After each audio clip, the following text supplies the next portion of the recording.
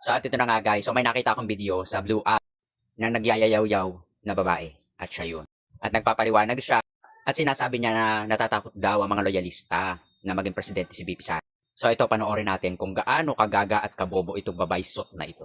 Sabi nila kapag daw nanalo si Inday Sara netong 2028 sa pagka-presidente is wala daw mangyayari dahil puro gantian lang daw ang gagawin. Puro gantian o takot kayong mahalungkat yung mga kabahuan na ginagawa ninyo ng mga panahon kayo pa'y nakaupo. Pag-iiganti ba yung tawag kung bibigyan niya ng hustisya yung hindi makatarungan na pagpapahuli o pagpapadala dun sa tatay niya sa dahil. Pag-iiganti pa yung tawag kapag na-discovery na ng taong bayan kung totoo palang adik ang presidente niyo. Pag-iiganti rin ba yung tawag kung makukulong lahat ng kasali dyan sa pagnanakawan na nangyari ngayong taon na itong si PBBM. Di ba kayo dapat matuwa nun guys? Dahil di ba nga panay kay Daldal, sabi niya walang nakukulong, walang nangyayari. Eh di ba si Inday Sara na yung umupo? Lahat ng dapat makukulong. Maniwala kayo. Nakikita niyo ba kung gaano kabayas yung pamamalakad ngayon? Like to the point na yung mga literal na malalaki yung nakukuha, nakatakas. Umaasa nga kami na kapag si Inday Sara ay nakaupo sa 2028, etong si Saldi ko makabalik na ng Pilipinas tapos makulong na. Para isang pa yung kaso doon kay Duterte. Tingin niyo ba yung mga makatotohanan pa yun? Yung mga lahat na lang pati yung mga bangkay na natatampot dyan sa mga kung saan na buto na. Kulang na lang pati yung nakuha nilang mga buto-buto doon sa may bulkan. Isisimpan nila kay Duterte lahat yun eh. Alam mo Inday Bote, ipaliwanag ko lang sa iyo kung anong definisyon ng paghihigante ha. Unang-una sa lahat, bakit maghihigante si PBBM sa mga Duterte? Eh dati nga sila magkaalyado. Bakit maghihigante si PBBM? Tapos ang pagpapakulong kay Duterte ay hindi kasalanan ni PBBM.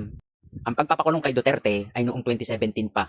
At ang presidente pa noon mismo ay si Digong. At parang siguradong-sigurado ka diyan kay Inday Lustay. At kung sinasabi mo naman na sana mapauwi na si Saldico, tama ka naman. Pag naging presidente, si Sara Duterte, mapapauwi na si Saldico. At mapapalaya na rin si Kibuloy, si Bong Revilla, si Alice Guo. Makakalutang na uli si Michael Yap. Makakalabas na rin si Kibuloy. Magbubukas na uli ang Pogo. At aalis na uli tayo sa US. Aalyansa na uli ang Pilipinas sa China. At darating ang panahon na magiging China na rin ang Pilipinas. At para sa kaalaman mo na itong si Saldico ay alipores ni Duterte at magkasangkot nga sila sa kasong Parmali. At mismong si Inday Lustay ang nagsabi niyan. At kung talagang naniniwala ka diyan kay Inday Lustay, bakit sa dami na lang ng ginawa nilang issue, wala silang mapatotoohan? O baka naman ang gusto mong sabihin na pag si Sara Duterte na ang naging presidente, mamamanipulate na naman ang bata. Makukulong ang mga walang sala tulad ni Leila de Lima.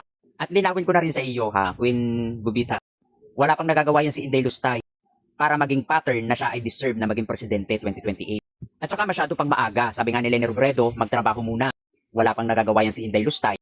Pero lustay ng lustay. Sana mapanood mo ito at latagan mo naman ako ng nagawa ni Inday Lustay at saan ginamit yung mga pondo na ipinagkatiwala sa kanya sa Office of the Vice President. Sa susunod na magyayayaw ka, siguraduhin mong may send.